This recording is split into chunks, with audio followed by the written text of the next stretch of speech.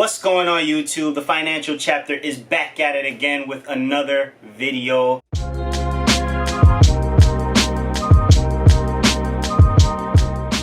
I know I've been gone for quite some time. I just wanted to see if you guys would miss me or not.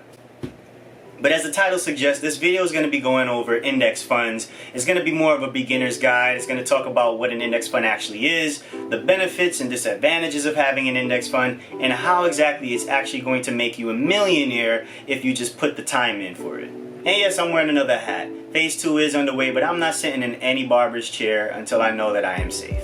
Investing in index funds is one of the safest and easiest ways to get started, and it requires literally no skill, just a little bit of work and some snazzy returns in the long term.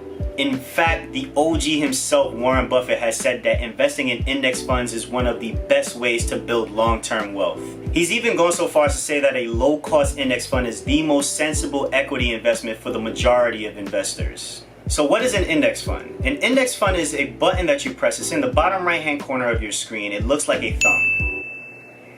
But all jokes aside, an index fund is an all-in-one investment that diversifies your money across a broad selection of stocks and bonds.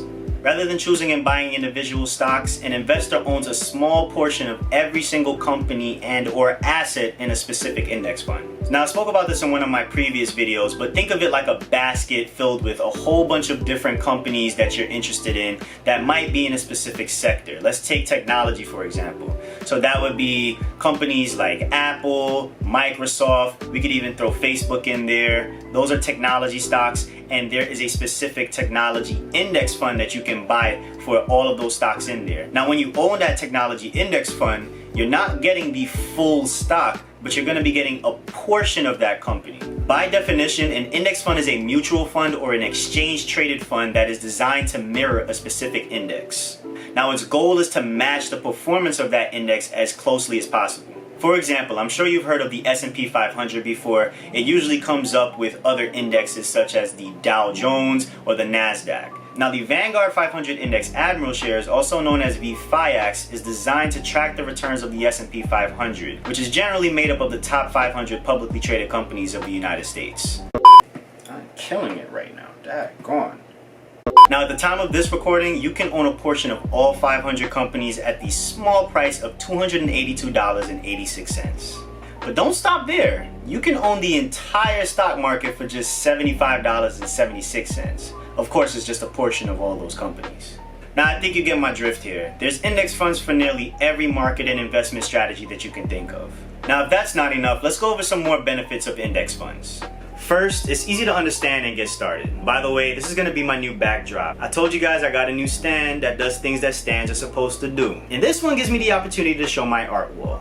Now, I'm not a stock market expert and I'm not a CNBC analyst. I'm not interested in spending my entire day watching stock charts and learning about the technical analysis.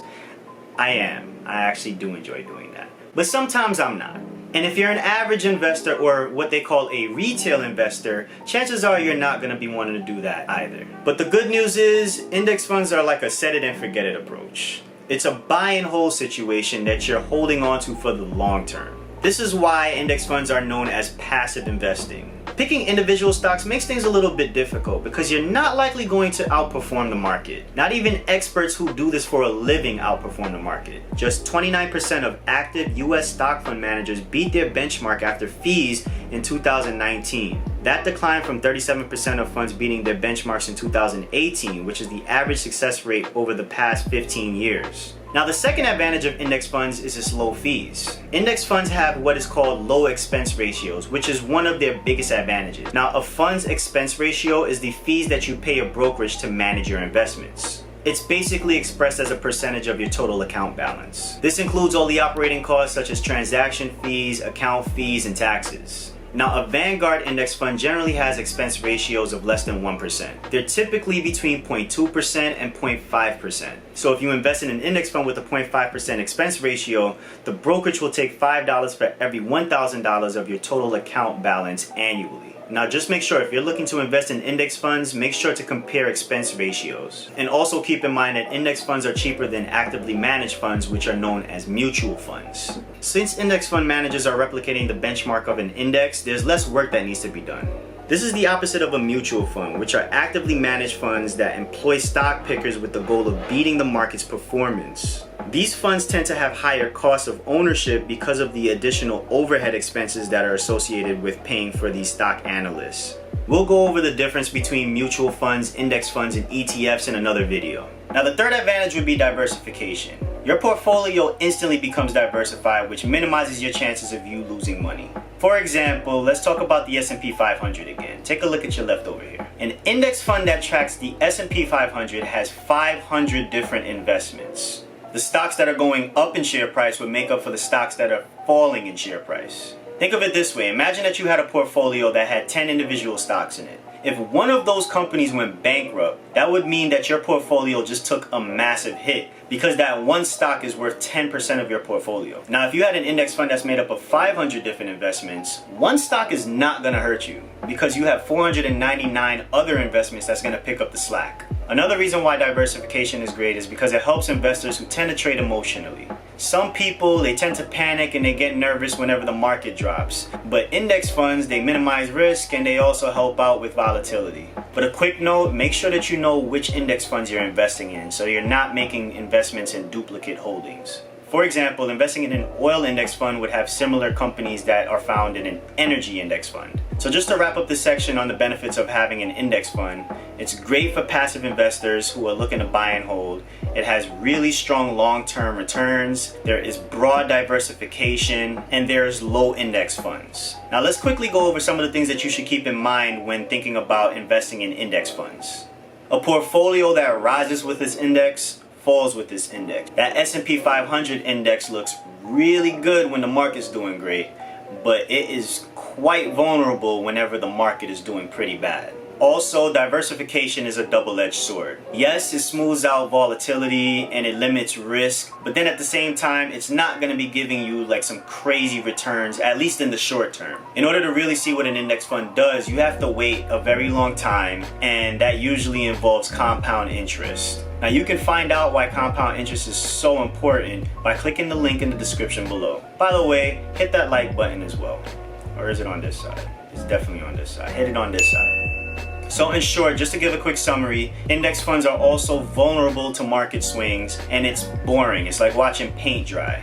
It takes a long time to see those returns look good, but they're still worth it. At least to me, but that's just my opinion. Now, how do you go about investing in index funds? One of the best places to start investing in index funds is your company's 401k plan. A lot of companies offer 401ks, and sometimes they offer Roth 401ks. Now, the best thing about having your company offer a 401k is because they tend to match the contribution that you put in. If that's the case, then you should probably consider doing that with your company.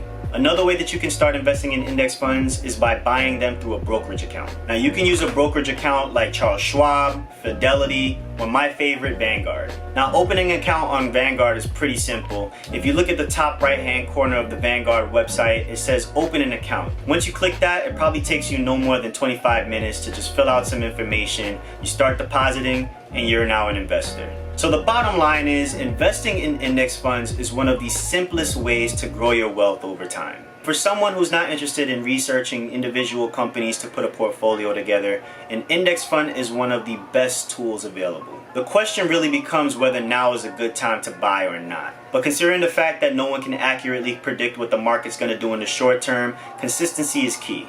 As you might already be aware, back in March we had some crazy drops. It picked back up in June, and then we had some shaky times again, and now we don't know what's going on right now. But the fact is, if you consistently invest each month and you put down a specific amount, you'll be in good shape. One of my favorite sayings is time in the market is better than timing the market. So you shouldn't be looking to find out when's the best time to jump in and when you should come out, because you're just gonna end up losing money. At that point, you might as well buy stocks or go into some penny stocks, which I really wouldn't do. Well, I hope this video was helpful. I'm gonna be pushing out more videos in the near future. As soon as I get done with playing Last of Us, I'll be back on this non-stop. But that game is just absolutely amazing. But again, I hope this was great. Like, comment, and subscribe. Check out some of my old videos, or you can check out my boy Tim. He's doing some awesome videos on his channel. I'll leave a link to the description below where he just reviews a ton of stuff coming from video games to movies that are dropping, and even subscriptions like HBO Max. So again, it's the financial chapter. We're out of here.